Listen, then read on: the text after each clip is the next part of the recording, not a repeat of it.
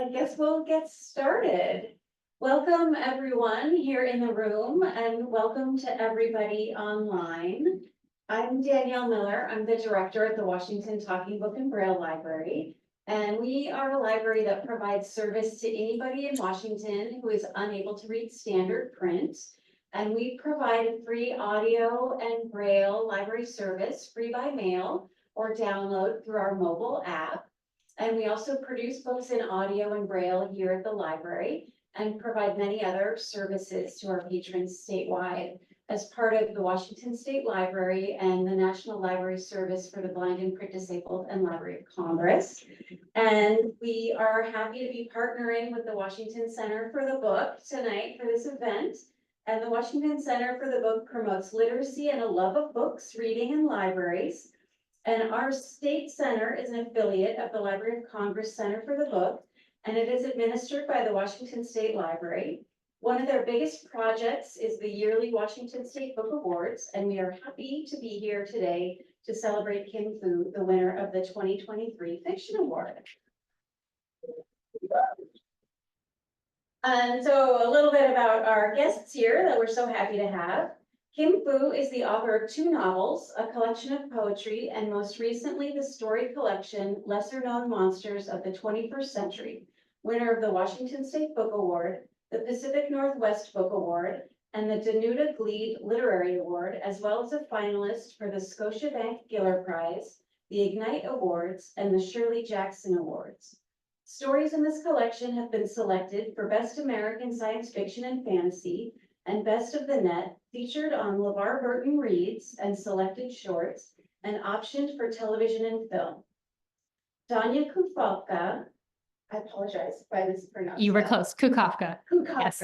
thank Very you. close. Is the author of the nationally best-selling novels, Notes on an Execution and Girl in Snow, both available now. She works as a literary agent with Trellis Literary Management. And I'm so excited to have them here in conversation this evening, and I will turn it over to the 2 of you. Hi, everyone. So I am so excited to be here with Kim to congratulate her on this incredible award. So I believe we're going to start off with a reading, which I'll let you sort of tell people about. First question is written entirely in dialogue. And the thing I love to do is to rope my. Are we good? All right. Okay. So something I love to do is to rope people who are up on stage with me into doing a reading with me of it. So we will be together reading from the story Pre-Simulation Consultation XF007867. Welcome. I'll be your operator today. Hi. I see this is your first time. Why don't you start by telling me where you'd like to be at the beginning of the simulation? A botanical garden with my mother. Can you describe her? The way she'll be in the simulation. I mean, it doesn't necessarily have to be the way she is in real life. I guess I wanted to be my mother right before she got sick. So she would be about 60, dyed black hair, gray at the roots. She was short, just barely 5 feet. Is your mother still alive? In real life? Yes. No. I'm sorry, but the simulation can include deceased individuals you knew personally. It's in the handbook. What? Why? It's in the handbook. Can't you just tell me? It has proven to be too addictive. Wait, I can include dead people that I didn't know, like celebrities? As long as they didn't specifically request to be excluded from simulations in their will. Anyone who died more than 10 years ago is generally fine. Historical figures, for example. Dinner with Mozart. Oh, it's a lawsuit thing. It's more of a courtesy. We prefer to respect people's wishes. That sounds like a lawsuit thing. The requests aren't enforceable. It's functionally the same as you sitting around fantasizing about a dead celebrity, just enhanced a little bit by us. We don't broadcast or record, so it doesn't fall under life or likeness rights. You can't control someone's thoughts. What if I didn't tell you it was my mother? What if I said, I'm in a botanical garden with a woman. She's about 60, short, dyed black hair with white roots, looks kind of like me. It wouldn't be your mother in the simulation. It would just be a short woman who looks kind of like you in an entirely different way. The simulator hooks into your brain and its projections, and I'd need to input that it's your mother for her to appear as your mother. And people don't get addicted to that? To people who kind of sort of meet the same description? No, What if I hadn't told you she was dead? What if I'd lied and said she was alive? it's very important that you're honest with your operator. It's in the handbook. But what if I wasn't? What would happen? It wouldn't work. What does that mean? Best case scenario, the simulation just wouldn't start up. Worst case, you might experience something glitchy. Like what? Have you ever been to a hypnotist show? What? Yeah, back in college.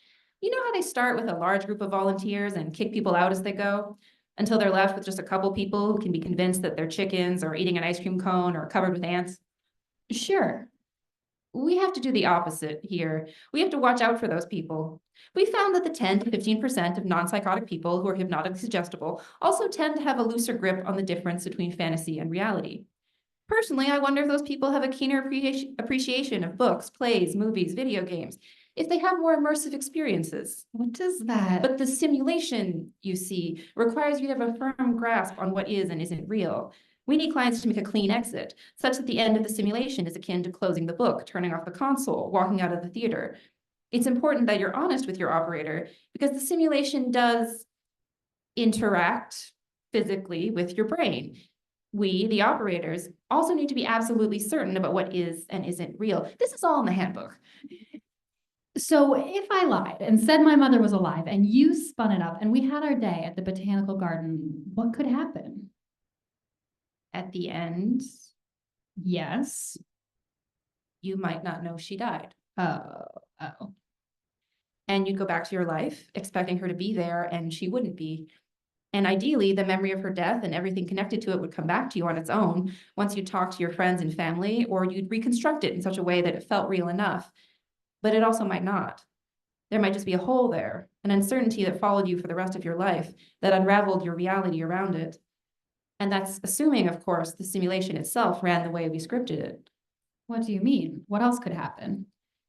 If I input the simulation on the assumption that your mother was alive, but your mind was very conscious of the fact that you lied, she could appear in both states simultaneously. Or not truly simultaneous, but flickering between them quickly enough as to appear as simultaneous. She would appear both alive and dead. Yes. What would that even, like her corpse? It would depend on your conception of death. She might appear at several ages at once. She might be a ball of light, or nothing at all. That doesn't sound so bad. It can be. Have you seen this happen, the specific glitch? Yes. What did they see? It was gruesome. How so? Their loved one had died in an accident, and they had been present, driving. They were the driver. So what did they see? Let's get back to your session for today. And we'll leave it there. Well, thank you so much, Danya, for doing this, and thank you so much for giving this venue. And I'm so excited to be here and to get to chat with you. Oh, this is so much fun. I mean, Kim and I are also dear personal friends, as well as writer friends, as well as colleagues and peers. And it's very exciting to see something so big happen to a friend. So just a big whoop of yay for Kim for winning this award, please. So I know this book came out a while ago, and you and I have done events for us, but I thought you could sort of refamiliarize the audience with some aspects of the book, sort of in your own words. What is this book? If they pick it up, what can they expect? Sure. It is a collection of 12 stories, some of them more speculative, some of them more fantastical, some of them with literal monsters, and some of them with just regular people behaving monstrously. That's beautiful. So this is a story collection. So all the stories are separate, yet also sort of thematically linked. And as you said, there are some speculative elements. Some people have described your work as a magical realist. I'm curious whether you consider yourself a speculative writer. Sort of what genre do you put yourself in, and what genre do you put these stories in? I once had someone come up to me saying that they're like a librarian saying that they wanted to recommend the book to me, but it was too difficult to describe the genre. Which I sort of love because I do feel like when I try to describe it, I end up doing a mash of genres too. I have seen people describe some of the stories as crime fiction. The New York Times reviewed it in a horror roundup, which was surprising to me, but also kind of interesting and exciting. If I think of myself as a speculative writer, I do now. My first two novels were much more straightforwardly realist. And some of that is just like that my interests evolved over time, but some of that was kind of holding myself back a little bit. I used to have a lot of hangups and a lot of fears around writing speculative or fantastical elements into my fiction, even when I had those kinds of ideas. And so part of it was I had all these like unfair expectations about non-real fiction. Like as an example, like if I came up with a realist fiction idea, I was like, oh, I want to write a story about someone caring for their dying father. I wouldn't immediately then think, oh, but there's too many stories like that. There's too many stories about people caring for their dying fathers, because that's not how we evaluate like realist literary fiction. It would all be about how is it executed? You know, how does the story read on the page? How does it make you feel, right?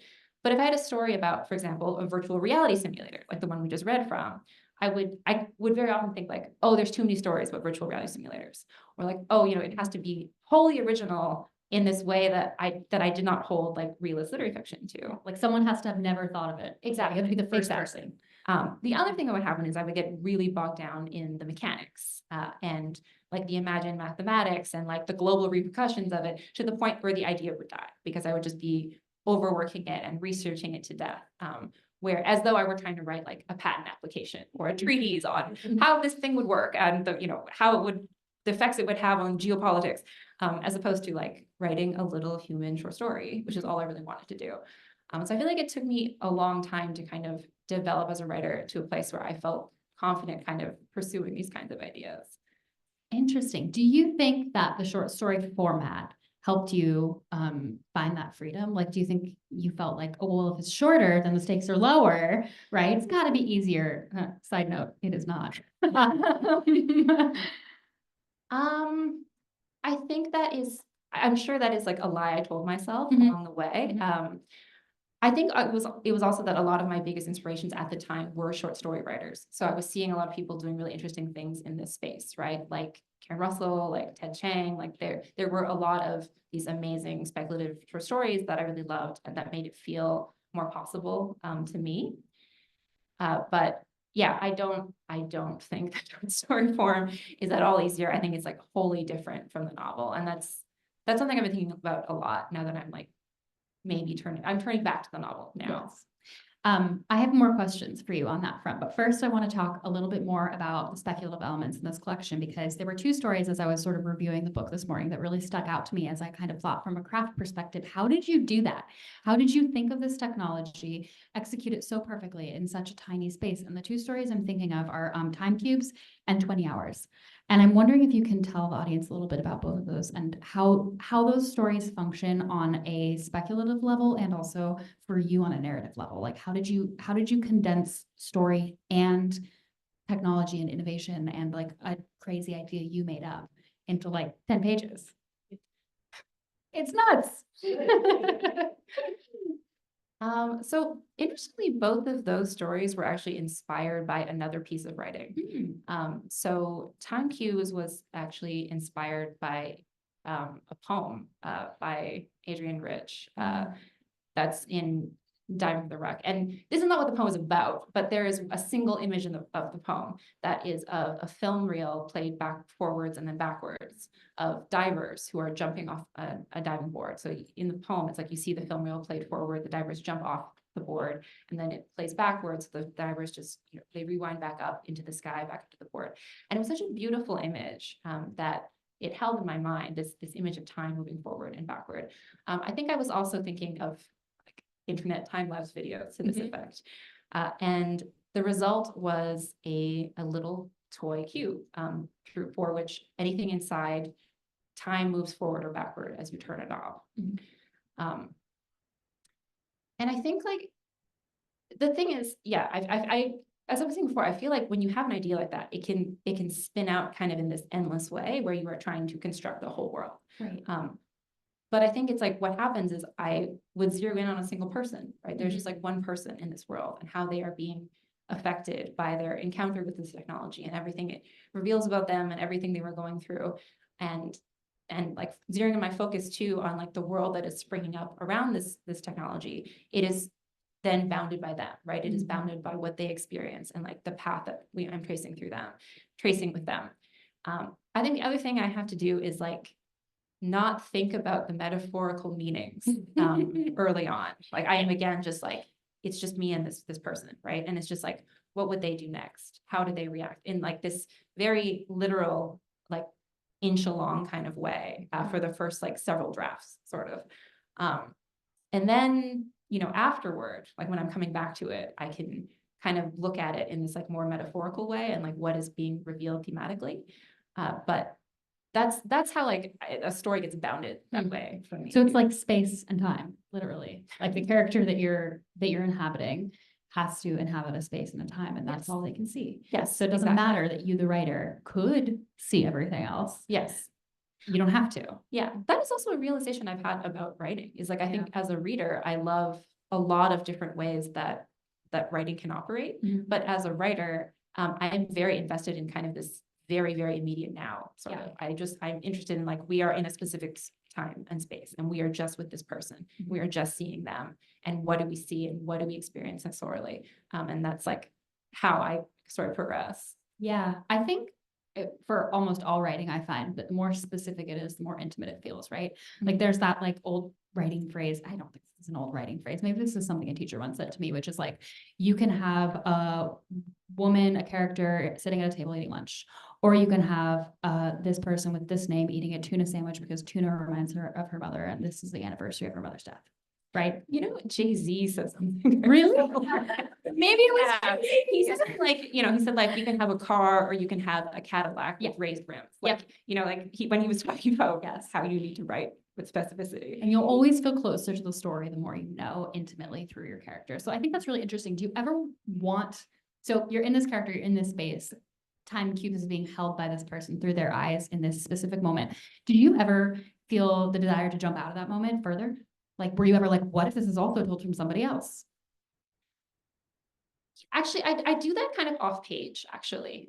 I do end up doing a lot of sort of writing around a story that I end up throwing away, where, for example, like characters that exist in passing or only through the main character's eyes. Sometimes I will write just additional material for my own reference, kind of about them, about their lives, where they came from. I feel like if people are having logistical questions about the technology, like if that's something that comes up with an editor, I may like write more of that kind of for myself to make sure that everything that is on the page is like logistically consistent. But yeah, I think of that as kind of side work, I guess is what I call it. Brain work. Yeah. Yeah. So we were talking about the technology as sort of like a metaphor or sort of, thematically saying something bigger than what the physical technology is on the page. And you don't know that going in. Do you find that you know it by writing the story or by reading what other people say about the story? Like, do other people clarify that theme for you as their reading experience, or do you find that you understand that theme in your writing experience? I think like the larger main metaphorical meanings for like the central fantastical piece of the story, I usually do understand while I'm writing. In fact, I feel like it's something I have to actively ignore kind of, so that it doesn't infiltrate the story in a certain way, so that doesn't become heavy-handed or become the focus or maybe lose track of like that it is like the characters and the immediacy of what they're doing that is important to me. But I do think that like other people's interpretations add a lot of extra layers later on in a way that is like always really fascinating to me, even until, even for like years after the book comes out. It's like someone will say something to me that is really illuminating in a way of like, I never saw that before, but I love it. Yeah. I'm like, I guess I was doing that. Right. That always surprises me as well.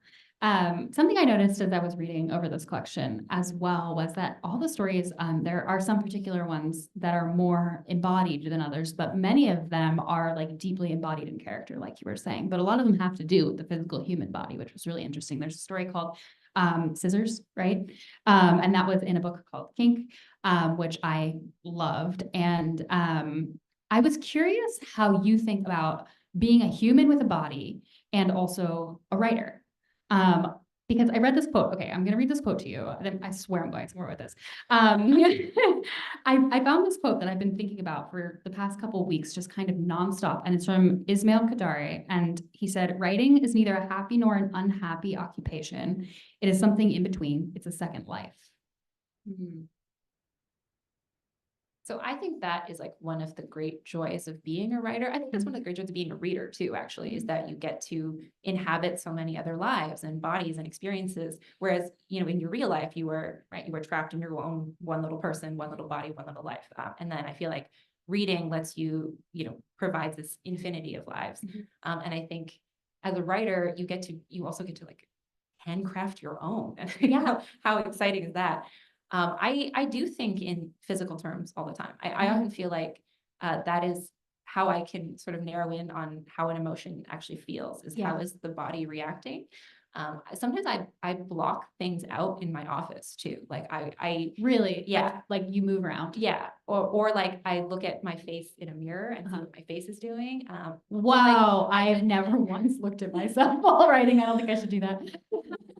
Scene in one of my novels where somebody had a broken ankle and they had a walking stick and they were trying to figure out how to stand basically. And it's like, was it possible with the walking stick? And so I got like, a hiking pole out of the closet and I was like, if I don't use this leg, I just, I flopped on the floor of my office. Wow. And I was like trying to figure out what would I do with the stick? What would my instinct be? How would I try to solve this problem? So yeah, I think of writing as being like very physical and that being like sort of my way into a character is kind of like through inhabiting like a body and physical sensation. It sounds really visual for you too, which is really interesting. I feel like I sometimes have to force myself as a writer to be like, okay, what is happening around this person's experience, right? Visually. You are a film and movie person, right? I feel like when you're writing, do you feel like you are thinking about cinematics? You're thinking in scene in the way that your mind also intakes film and TV? No, I don't think I think visually that way. I think sensorially. So more in the way of like being a body in the world, less than like trying to see the scene as one does like in film or like visual media, where I think I am as interested in the sights and like the bounds of a frame as I am in like what you can smell or how something feels on the skin or like how you perceive like all the internal workings of your body, how you feel about like if you're sweating, if your heartbeat is going, like what's happening to your breathing. Yeah, I feel like I'm interested in like that kind of in the information you intake with your senses. It's interesting because one story that really stood out to me on that front is a story called #ClimbingNation, which is about a climbing accident, a rock climbing accident. And one of the scariest things you can do with your human body, I think, is rock climbing. How were you putting yourself in how did that work for you trying to imagine that scenario? Are you a rock climber? I don't think I know this. I think you maybe are. I actually used to rock climb a lot. Like I started doing it in like 6th grade and then I was very serious about it for a while. And then I kind of have fallen off for like 10 years or something. Good one. But yeah. It's funny. I feel like that story, like I feel like the rock climbing is like actually not that present in the story. No, it's all the kind of- aftermath. Yeah, it's in the aftermath, and it's also in a lot of people like speculating. Like it's a lot of people storytelling and their like imaginings of rock climbing that are in some ways like more dramatic or dependent on each other's impressions. Like that story to me it's like not like a story about like a thrilling rock climbing accident. I think it's like a parlor drama kind of. It's about a funeral. Yeah. Well, it's like about a group of people in a room kind of telling each other stories and lying. Yeah. And to me, it's like a kind of old fashioned construction to have a story like that. Before the pandemic, there was a reading series at the Seattle Public Library, not a reading series. It was an adult story time. It was story time for grownups that I really loved, where the librarian David Wright did these dramatic readings of stories that are in the public domain. And because they're in the public domain, most of them were from like the early 20th century. And he was amazing. He had this amazing voice. And he picked these really fun, like pulpy stories that had these amazing constructions where they would have like twists and turns and be really exciting. And I feel like that story, #ClimbingNation, more than any other, was influenced by those readings. Like that it's that kind of like old fashioned, early 20th century, like pulp story, just transplanted into now where it's like about an Instagram influencer and someone pretending they knew them. But yeah, I think it's like this old fashioned construction that was interesting to me. Wow. That is such an interesting way to approach this short story specifically, because you're right that the action is not in what you would think it would be in, even though I did, as I was reading it, feel anxious about rock climbing. So while we're on embodiment, I would love to hear about what writing physically looks like for you. So when you sit down to your writing space, what is around you? What do you have in your lap? What do you have on your desk? These are always my favorite questions. There's actually a podcast, if you haven't listened to it, it's called Writer's Routine. And it's a lovely British guy who interviews everybody just literally with these questions. Like, what are you looking at right now? What's next to you? What's in your notebook? What are you holding in your hands? Something that has always been true for me, but it was really, really true for writing this book, is that I feel like I write best not at my desk at home, like sort of just anywhere else, like in a coffee shop, in someone else's house, in their living room, in like groups that just meet up to just write together in silence, in groups that meet up to do this in the library basement. I feel like being around other people who are writing was really, really helpful for this book, especially like there were especially certain junctures where it was really helpful. One, it was like right when I was starting a new story, it was really helpful. Or if I was feeling really stuck or blocked. And I think some of it is that there's part of me that believes on some level that writing is not important. Even though now it is like my whole life, it is my livelihood, it is, it's what I do. I think there's part of me that still feels like everything else is more important. Like all my other gigs or deadlines are more important. All my other adult responsibilities are more important. And I found like just being with other people that were also writing, of which you were one. Yes. We would sit in coffee shops and write together. And I felt like it made me feel like it's important, like because they're doing it too. Yeah. Like they have also, set out and dedicated this time to doing this together. And it would just, like the sound of other people's keyboards, like the sound of other people's like pens on paper. It just, something about that was like really invigorating for me. I'd love to hear that, especially because I loved those writing dates so much, but I have to tell you, I got absolutely nothing done myself. So I've heard this from so many other writers, right? And they loved to chat, but it was totally unproductive for them. And I was like, really? It was everything for me. I'm so glad it worked for you. I mean, I loved getting together just to chat and to like stare at my computer and be like, hee for like a second. But I'm glad you got stuff done. So when you're not writing at home, you're in cafes, do you ever write on airplanes? Do you like to write on airplanes? No, I'm like too self-conscious, like people are.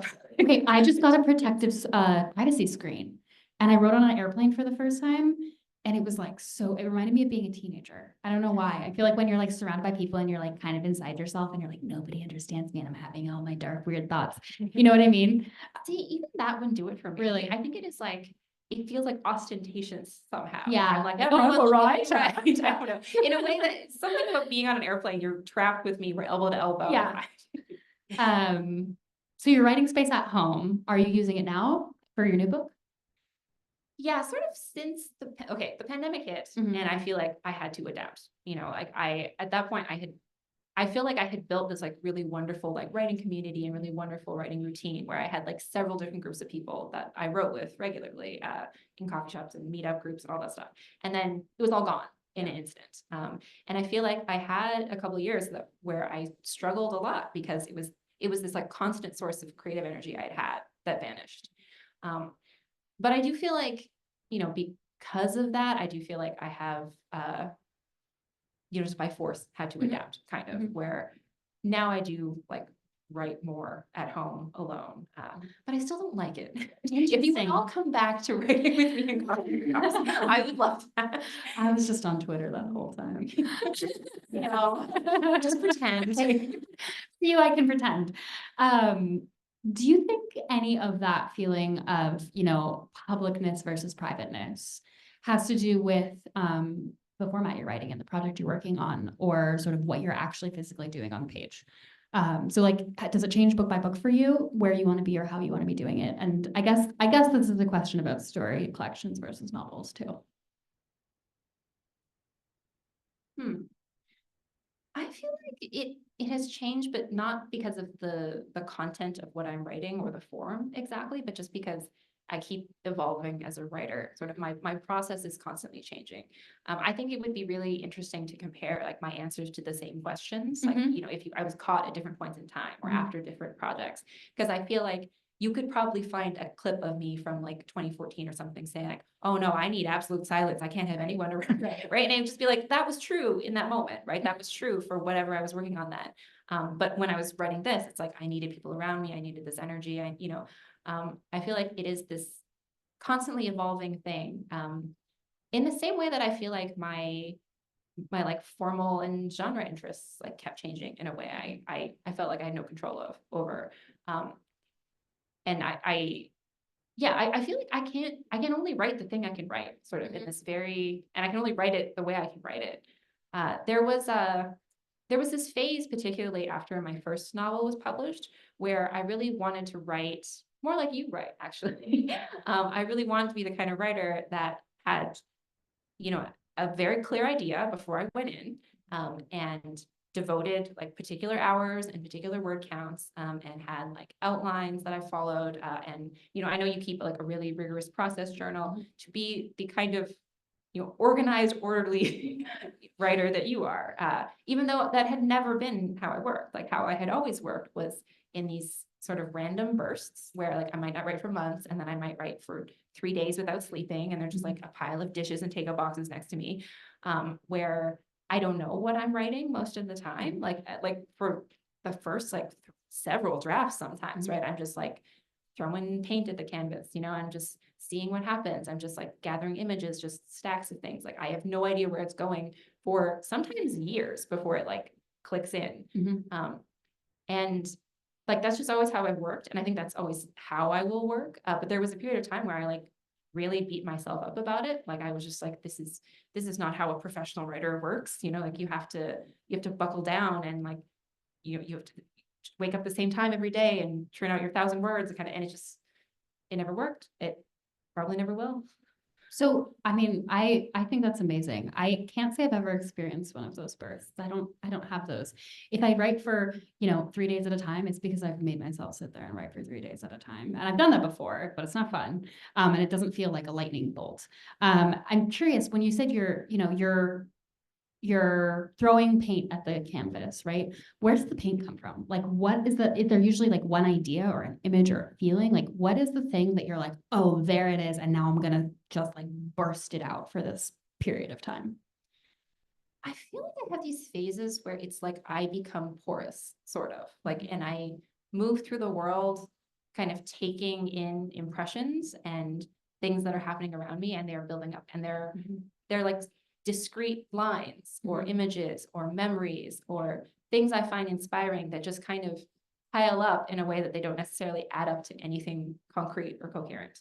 But it's like, I need to create and fill this well. I need this like pile of nonsense and images and impressions and sensations, that from which like something more recognizable as writing can grow. Yeah. But that is like a necessary step. And I also need to like allow myself to do that and to think of it as writing, like to not think the only thing that counts as writing is sitting your butt in the chair and producing new words that are publishable. Like that's one phase of writing. But for me, there are like a whole bunch of others that need time and space and to be treated as such, and not berate myself for doing those.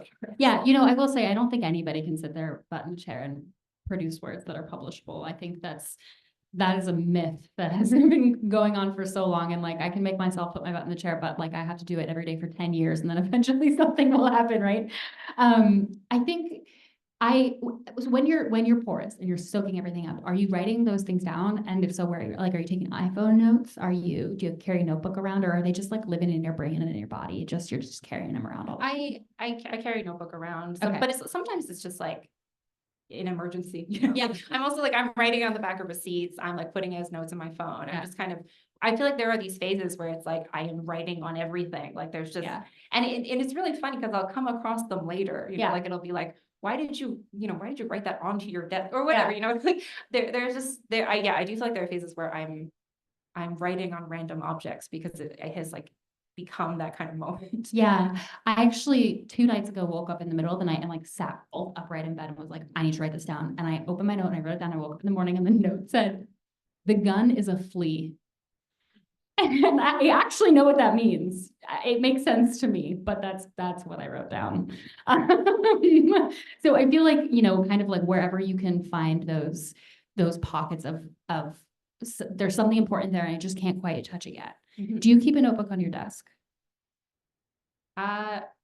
My notebook floats around my house. It's Okay. never where it needs to be when I need it. That's what I would say. Are you a bed writer? Some people are bed writers. I cannot fathom this life. I love it for people who are bed writers, but I can't imagine.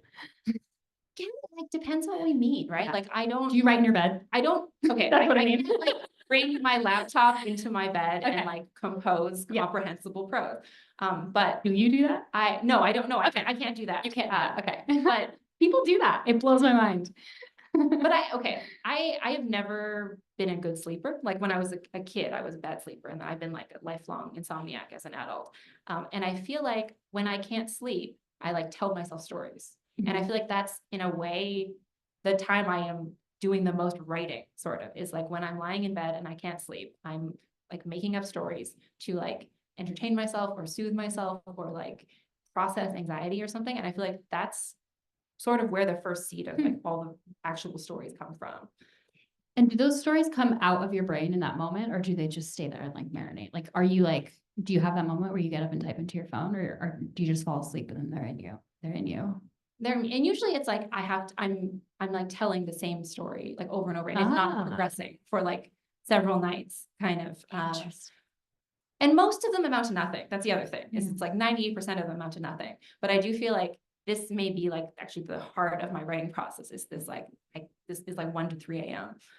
Wow, that's like really that's like deep emotional time. That's very intense. I feel like that's like some like I think I did that as a kid, and I wish I knew how to do that Yeah. again. I also did that as a kid. Yeah. Yeah. Yeah. Wow, we just got really deep into it. Thank you. So there's another writing saying out there that you're either a pantser or a plotter, right? So a plotter is someone who writes an outline, and a pantser is someone, I think, who pulls down the pants of the book or steps into the I pants. think it's you're flying by the seat of your pants. I think that's your Well, I've been understanding that wrong. I just imagine someone like, can't.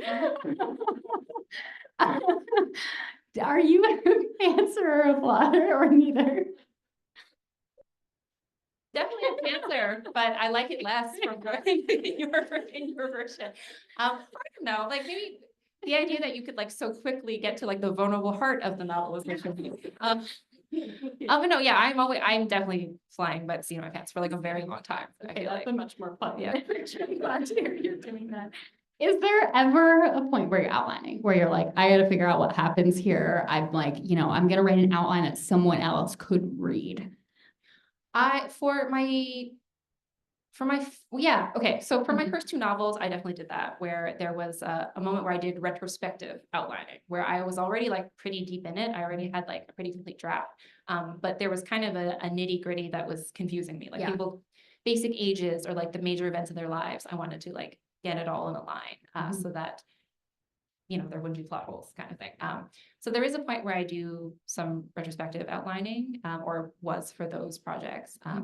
I feel like, now it is more of this like side work concept. Yeah. Now I feel like I'm very obsessed with the idea of making everything fun, kind of. I feel like that is the core to maintain my motivation, is thinking of everything in like a spirit of play and everything in a spirit of non-committal play too. Yeah. Like nothing has to be anything necessarily. Because okay, honestly, it's because that's how writing used to be. Yeah. Like but back before I was published, or even when I was like a child or a teenager, right? You write just for yourself. You write to entertain yourself, you write to avoid. And I feel like there's like a certain verve that comes with that, that is like very hard to retain as you get older and as you face the realities of the publishing world. Yeah. And so I feel like anything I can do to kind of recapture that spirit of play is like my first priority now. So now I like, even though I think it ends up being the same kind of thing, I don't think of it as like, I'm going to write a nice timeline of exactly when everyone was born and what month and when they went to school. And now I'm thinking like, I'm going to write a scene, when they were in university. And it's probably not going to end up in the story, but it's just like, for me to have, and You need to know that. Yeah, but also like in this spirit of play, like I'm going to do it for my own edification, for fun, and I feel like this is actually ironically made me more efficient. Yeah. Sort of is thinking of everything as play instead of trying to like think of myself optimizing even for maximal efficiency as a writer, I guess. Has there ever been a moment where you're like, this story or novel or idea needs to have plot and an ending? I am going to get it there, and this is how. Or are you just feeling it out?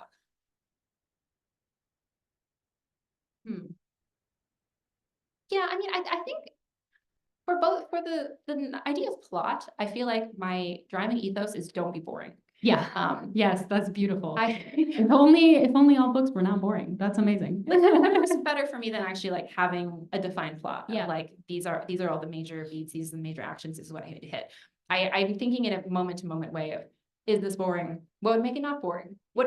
I'm trying to imagine myself as a reader that is disconnected to this story and also mildly hostile. Like of a reader who's thinking like, man, there are so many other things in the world to read. You have to convince them to Yeah. stay. Why would I keep reading this? And it's like, what would make the reader keep reading this? And I feel like that's the way in which plot proceeds. Yeah. I have a lot of thoughts about endings. I don't know if you want to. I want to hear them. That's what we're here for. We got time. Yeah, we got time. So I feel like endings even more, I try to imagine being the reader. Like I think about, if I'm the reader, what do I want to happen and what do I expect to happen? And then I feel like you can negotiate with those expectations and desires. You don't have to satisfy them, but I think if you are conscious of them, then you can decide how you want to deal with them, right? And I think there's also like there's a way in which I, as a reader, have like sort of basic childish desires. Like if there's a good guy, I want him to win. I want him to get the things he wants. If there's questions, I want them to be answered. I want mysteries to be solved. If there's someone that's right who hurts other people, I want them to get their comeuppance. You have these like childish, straightforward desires. And then it's like the story can give them to you or not give them to you. And how does it feel? Yeah. So it's like, if you give them what feels like the most obvious ending, how does that feel? Mhm. If the main character gets what they want, how does it feel? How does it feel if the story ends right before they get what they want? How does it feel if they get what they want and it turns out not to be what they want? How does it feel if it goes one beat afterward? But I feel like it is like those, it is like thinking of like a reader's desires that puts constraints on the possibilities of a story. And you're like interacting with them directly. The other thing I think about endings is always like to look at the beginning again. Like if I'm considering possible endings, put them beside the beginning. And it's like, do these feel like they bookend something? Like, has there been like a journey from A to B? Or is it like two totally separate things and a bunch of stuff happened in the middle? Because then it's like, that's not the right ending. Do you have a favorite kind of ending? Like, I think my favorite kind of ending is when I get what I wanted, but the writer also surprises me and tells me about something I didn't know I wanted on top of that. Like that final moment where I'm like, oh, of course you're doing that. And I should have seen it coming, but I didn't, and it's brilliant. I feel like it's always shifting around. Mm-hmm. I feel like right this second, but probably not while I was writing this book, right this second, I feel like I'm very enamored with a betrayal ending, kind of, a kind of a reveal that suggests like an interesting betrayal, like where like what you thought was happening wasn't happening all along. But I feel like that's constantly shifting. I feel like that's like the kind of ending I like right this second, but I will have a different answer next week. Okay, I'll ask you again next week. Thinking back on what it felt like, you've written a lot of books over a lot of years, and I'm wondering if you can remember what it felt like to write your first book. Can you tell us about that? Because I feel like for me that my first book was a different life.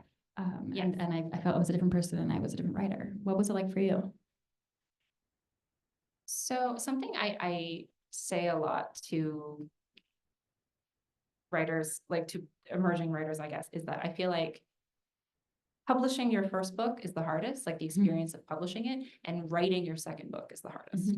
I feel like there was a way in which writing my first book felt like an extension of all the writing that came before it, which was, again, this kind of like, just, you don't expect anyone to read it ever, right? Like it is a way in which it is just for you, and you have this kind of freedom that you will never have again. And I think the transition to being a published author, like I think having a book out in the world is really unexpectedly difficult and vulnerable. I think it's like all your dreams came true, which as writers, you know, is never good for the characters. Yeah, I also always tell like authors who have their first book coming out is like to like commiserate with other authors that are going through the debut experience together, because I feel like it's something that's difficult people who haven't experienced to understand. And also I think it's difficult for like people like us, like who are so far on the other side of it, to kind of remember exactly how difficult that was, you know, that moment that everyone expected you to be super, super happy, and actually extremely hard. Yeah, you know, that's what I always tell writers I meet who have a first book coming out. It's like people are going to tell you you must be so excited, and you're allowed to be all of the other things as well. And that's very fair. But I more mean in the process of writing your first book, right? No one's watching. Nobody cares what you're doing. What did that look like for you, and how is it different from how you write now? I was in an MFA program too. Oh, so people were watching. People were watching. Okay. But it was like, it was like a very different Yeah. phase of my life. And I was like a very different kind of writer, I think. I was intensely prolific in a way that is like mind-boggling to me. And I think some of that is just like the energy of youth. I don't know. And I feel like there was this feeling of like a community around me at the time, of like people who were excited about it, but also not, but like in a spirit of like, we were all doing it together, and like nothing's going to come of it, like in a way of I'm writing for myself and I'm writing for them. And it's just, it's just like, it is just a thing I'm making, which I have no expectations and no idea what would happen. In a way, I think that can never be. No, yeah. A really casual question for you, and then I'm going to open it up to the audience questions. Why do you write? Like, what is it that makes you want to keep writing? I don't have an answer for myself, so I want to hear what you say. You go first. Increasingly, I don't know what I think until I write. I think I find that is more and more true as I get older, where I need to write to like process my own feelings and know where I am in the world. I think now too, I think of it now as like this enormous privilege also to kind of to make art at all. I think is like the great joy of my life, is to make and consume art, and that you have like, I just feel like it makes life so much bigger. Like it is like this, it can, it can be grueling, it can be humiliating, it can be a lot of things. But I feel like for me, it is also like a source of true transcendence in a way that very few other things are. And I think like if I didn't write, I would need to make some other kind of art and engaging art. Like to me, it's like this is the meaning of life, is art. Wow, that was an epic answer. And I really agree with you. I've been thinking a lot about the idea of the second life, right? When you step into the world of your writing or into the world of yourself, you're living a whole second life, and that whole second life is going to have all of the complex emotions that your first life has too. And so the idea that it's supposed to be fun, or that it's supposed to make you happy, or that it's even going to be hard, or that it's going to hurt and be grueling and painful, those are all supposed to be true. And I think that realization for me has been very jarring in a good way. So with that, hi guys. Do we have any? Solve the meaning of life. The meaning of life is art, everybody. Do we have any audience questions? We would love to hear them. Yes, in the orange. Yes. How do you cope with reality overtaking your speculation? Great question. So I actually started and threw away a novel that was about like some programmers who were developing what basically was very similar at the time to the metaverse. And there was like a day where like, Mark Zuckerberg said some nonsense and I was like, I can't keep up with it. Yeah. And I put away the novel. I feel like it's so fast that in a way you can't even think about it. Kind of. 'Cause, when someone said like, are you worried about things like that, in 5 years, your stories will feel, you will feel out of date. Like they will no longer have this like shine to speculative. And I was like, 5 years, tomorrow, it's too quick. Like, I feel like you can't try, I feel like all you can try to do is is to have some kind of like emotional truths that resonate in this way that where like the vehicle matters less, like, that's one part of the fun is like the speculative element, but hopefully you got at something that is more timeless and that is just like a human experience that will like continue to resonate regardless of what happens. Beautiful.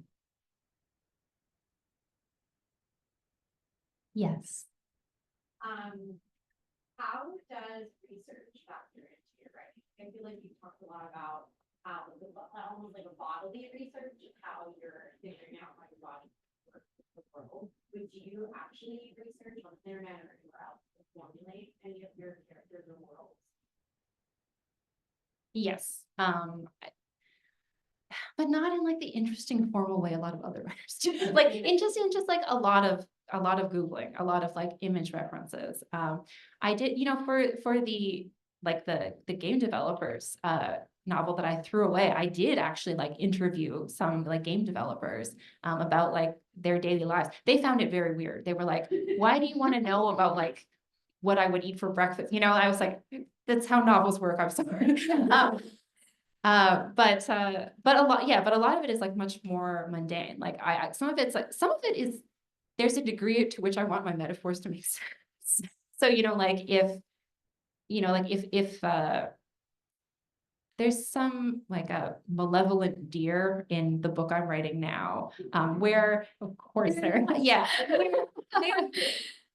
kind of like not realistic in that sense, but there was part of me that wanted some kind of like plausible deniability on the part of like other people who didn't observe it, but could, so that like the person who was encountering the malevolent deer, other people would be like, well, that's just what they're doing right now. And so I did read a little bit about like that deers during like mating season, like the bucks get a little bit out of control and they can do some strange things. And so I was like, okay, so we'll set it then, right? Because then other people can deny this reality that this character is experiencing. Sometimes it's also like to confirm just sort of impressions I have, again, and so the thing I'm writing right now, the main character is a therapist. And I did my undergrad in psychology, but that was over, oh my God, how old am I? It was like, that was like 15 years ago, right? And so I was like researching to make sure that like this made sense in the timeline of her life, like the information that she would have gotten and like the career experiences she would have had and like the licensure exam she'd have to have, that kind of thing, right? To make, and some of it is just like, I have these like memories and biases and impressions of how something works. And it's like, is that actually how it works? I feel like it's good to double check. Do you read fiction for research ever while you're writing? I used to specifically avoid it, actually. I found that, so I try to read fiction that is like stylistically or structurally similar to what I'm trying to do, so that you get kind of the rhythm of those sentences in your head, and also kind of you have something to analyze in that way. Like, how is this working structurally? How do they create the kind of emotions you're wanting to create? I found that I need to avoid books though that are similar in terms of content with fiction, because of one, there's like, I guess there's like the fear of accidental plagiarism, but then also I feel like it can be discouraging, where part of you will just be like, oh, it's already been done and they did it so much better than me. Yeah. Why should I even bother? So I feel like nonfiction for like content research, and then fiction for like form and like technical research. Yeah. Have you ever had the experience where you're like avoiding a book because you're like, oh, it's gonna be way too similar to what I'm doing, and like, what if they do it better and it's so good, and why am I even here? And then you read it and it's just nothing at all like yours. That's happened to me. Really specific question, Danya. I was like, I can tell that that's happened to you. Has it? Uh, not that I can Okay, think of. well, No. I feel like there are so many things that are technically about a topic that can just be executed so differently, I guess, is what I'm trying to say. I think that's how a reader would feel. That's why you shouldn't worry about it too Right. much. But I do think that like my poor little sensitive writer soul is gonna freak out in an unproductive way. So it's better for me to just avoid it. Totally.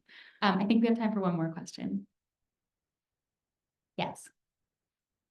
So, you've written in these different forms, short stories, novels, and as you said, like, you don't have a job, just, or an outline. And you work for years, and sometimes, the story takes years.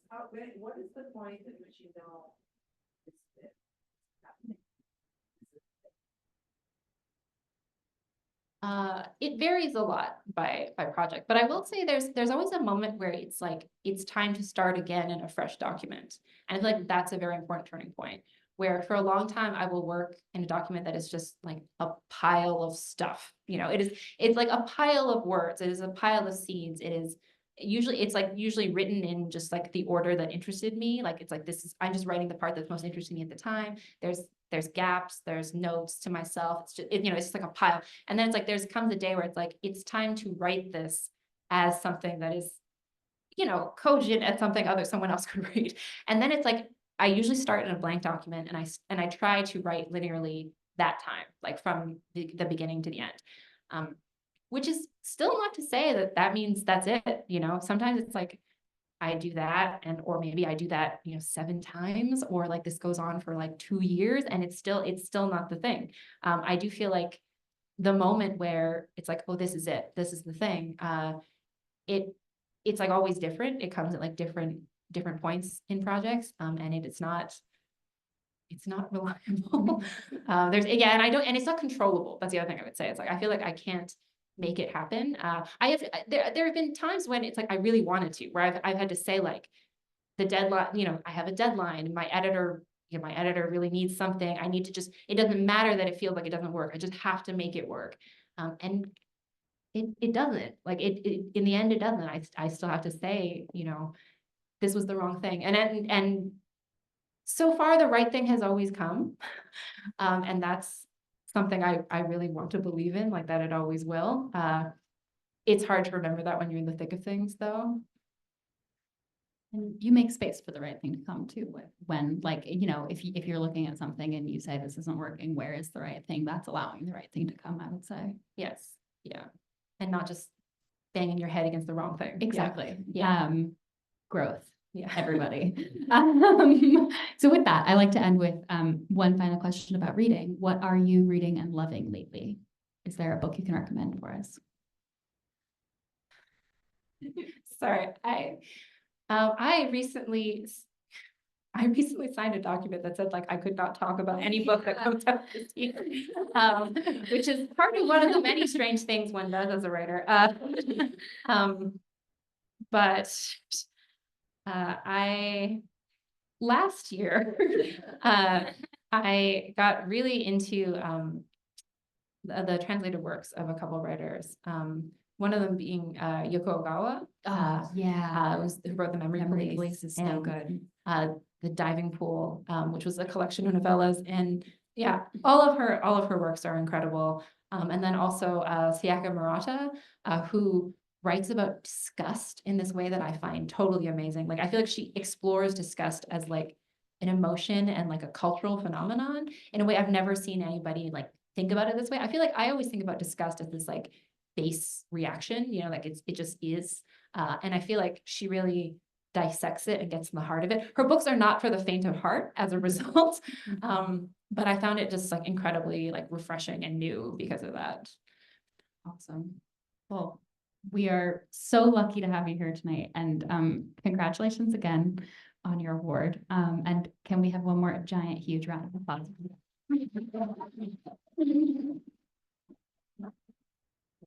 And thank you again to you and to the Washington Center for the Book and the Talking Book and Braille Library. Thank you for all of your wonderful support. Thank you all for coming.